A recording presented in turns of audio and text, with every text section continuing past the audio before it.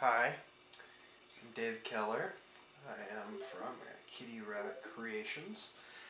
Today I'm going to talk a little bit about spinning technique and some no-nos that most of you that do spin probably do.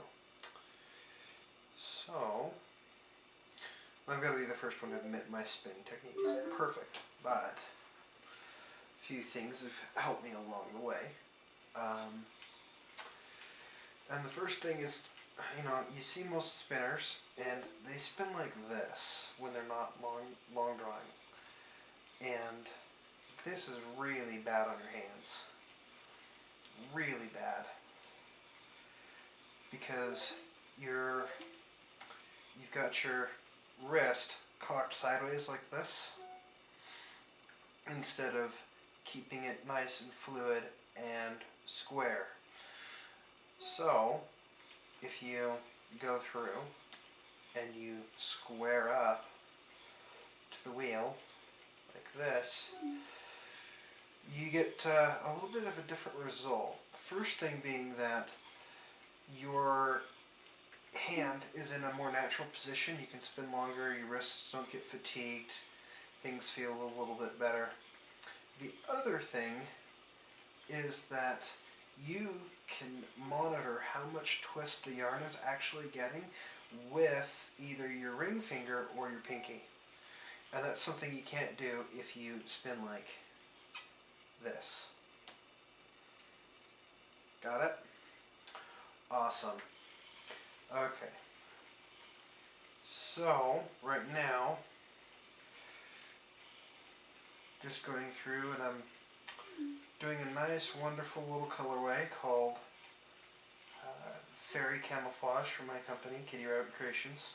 This is was dyed on BFL, and I'm trying to do this so kind of a rough worsted weight if I can, so that I can use it and make a pair of gloves for myself out of this nice little colorway. A little bit of a feminine colorway, I know, but I'll enjoy it nonetheless. But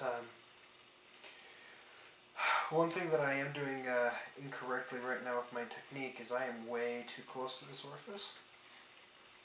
And a few of you have probably been screaming, he's talking about technique and he's too close to the orifice. Well, I am. And that's just because I'm not spinning in my usual chair and trying to keep the frame good enough for you all so that you can actually see what it is that I'm doing. And so I am a little too close. Another interesting thing about drafting like this, with my hands square as opposed to like this, is that you can feel the tension coming off of the twist off of the wheel and get a little bit more consistent with it, but you get a really nice relaxed feel as you work the wheel. I like to say, people that spin with their hands like this are spinning with the wheel, whereas people that back off, and I've got a little knot here I gotta take out. People that square up then aren't spinning on the wheel, they're dancing with it. You can get into a nice rhythm with the wheel and really get the wheel to do what it's supposed to. And I just lost my yarn because I was too close to the wheel. But, principle is hands squared to the wheel. You'll have a more enjoyable experience with spinning. You'll be able to spin longer, your hands won't hurt, and you'll be able to get into this kind of a rhythm with the wheel. You'll be able to dance with it as opposed to spin on it. Thanks. Alright.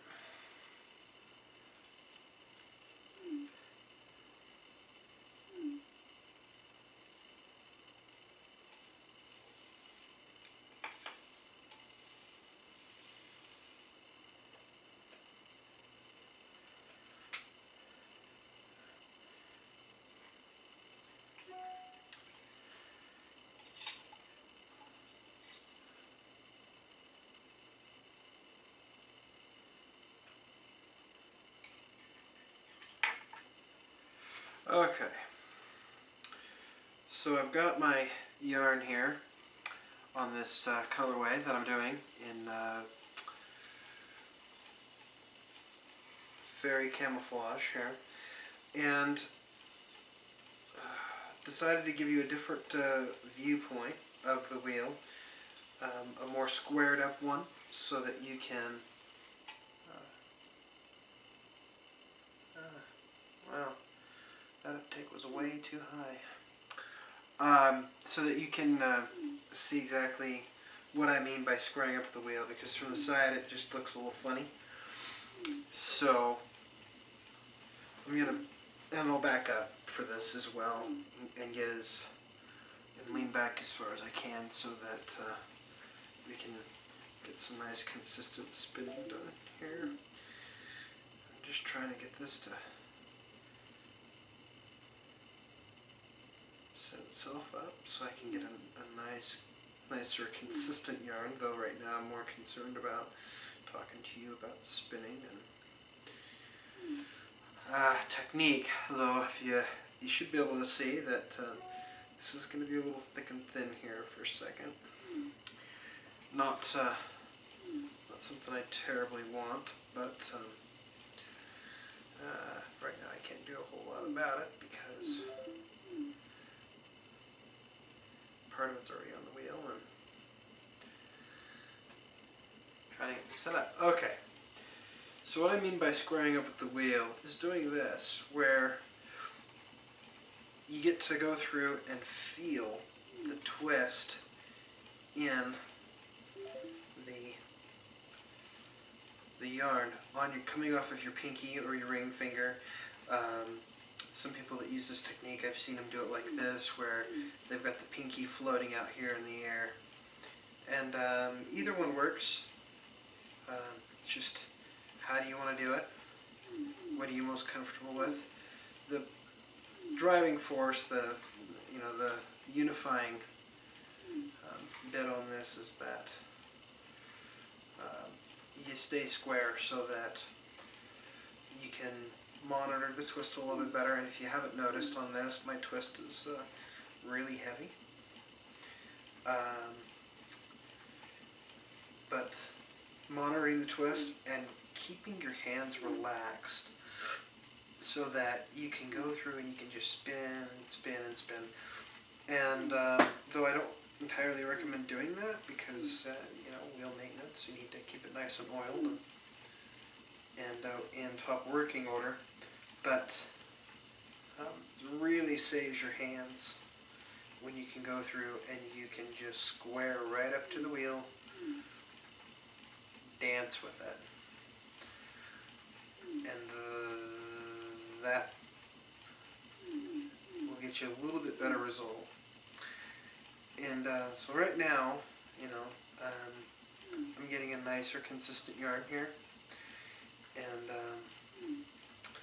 I want to use it for gloves. It might end up being too thick for me to use for gloves. I might end up making a hat or out of it, but the pattern that I have calls for worsted weight, and absolutely gorgeous gloves. A free pattern on Ravelry called Treads, and just absolutely beautiful little mittens. So the principle here, again, is staying square and dancing with the wheel. Just letting the fiber do its own thing as it comes out. And staying far enough away from the orifice. Each person distance is going to be a little different, but you need to be at least a foot or so out away from the orifice. Or you're going to get your finger sucked in, or you'll lose your yarn a little bit easier. It's easier to watch what's going on with twist visually when you have a significant amount of yarn length that you can watch between your hands and the orifice. And we've got a switch hooks there. One thing about hooks, now that I'm sitting here thinking about it, is when you first start out on a new braid, make sure that you change your hooks a little bit more often than you normally otherwise would, so that the base on the wood, the base yarn on the wood can cover the whole bobbin before your yarn starts slipping and sliding all over the bobbin and taking up valuable space on your bobbin. You'll get more yarn on your bobbin if you switch it out and change hooks a little bit more often. And that is probably my number one thing that I do that I wish I would change. Not that I can't, but that I just don't take the time to. And so change out your hooks frequently and stay square. Dance with it. Get to the point where you're comfortable with working on a wheel. That you're not hurting yourself with what you're doing. Right now, I've got my left arm. I don't know if you can see it in the video yet or not, but I've got my left arm resting on the arm of this office chair I'm sitting in, and it's really causing my right arm a little bit of pain. And spinning shouldn't be painful. So find a chair that's appropriate and get comfortable. Stay comfortable. Spinning is supposed to be for your enjoyment, not for your detriment. And I think that's all I can think of as far as technique goes. Yeah, I know this is a little mesmerizing, but again, I'm Dave Keller from David Keller, from David.Rebecca Creations, and hope you enjoyed my video. Hope it was helpful for you, that maybe you can fix some of your technique that might be a little lacking, that you can go through and make your spinning experience more enjoyable as you dance with your wheel. Anyway, have a good day.